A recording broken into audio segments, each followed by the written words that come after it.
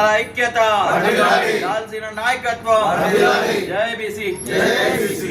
ఈ నెల 24న ఎల్లుండి బుధవారం రోజున మన మహనీయుల పార్క్ హనుమాన్ జంక్షన్ వినాయక్ నగర్ నిజామాబాద్లో సావిత్రిబాయి పూలే విగ్రహ ఆవిష్కరణ కార్యక్రమం ఉంది.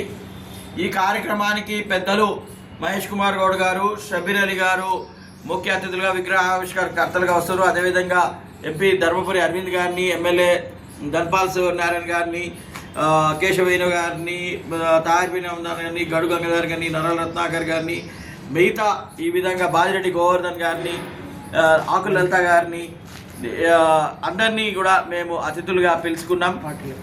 వీళ్ళ పార్టీలకు అతీతంగా బీజేపీ నుండి దినేష్ గారిని, టీఆర్ఎస్ నగర అధ్యక్షులు శిల్పా రాజు గారిని, కాంగ్రెస్ నగర అధ్యక్షులు బొబ్బిలి రామకృష్ణ గారిని, ఆ విధంగా రాంభూపాల్ గారిని, ఈ విధంగా పార్టీలకు అతీతంగా మేము అందరినీ పిలుచుకుంటున్నాం.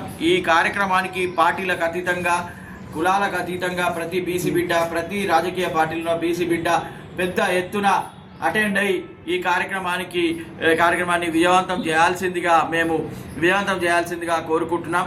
అందరూ పెద్ద ఎత్తుగా రావాలి. ముఖ్యంగా ఈ సర్పంచులుగా, బీసీ సర్పంచులుగా గెలిచిన వాళ్ళు కూడా అందరూ కూడా ఈ కార్యక్రమానికి హాజరై ఈ కార్యక్రమాన్ని పెద్ద ఎత్తున విజయవంతం చేయాలని కోరుకుంటున్నాం. జై బీసీ.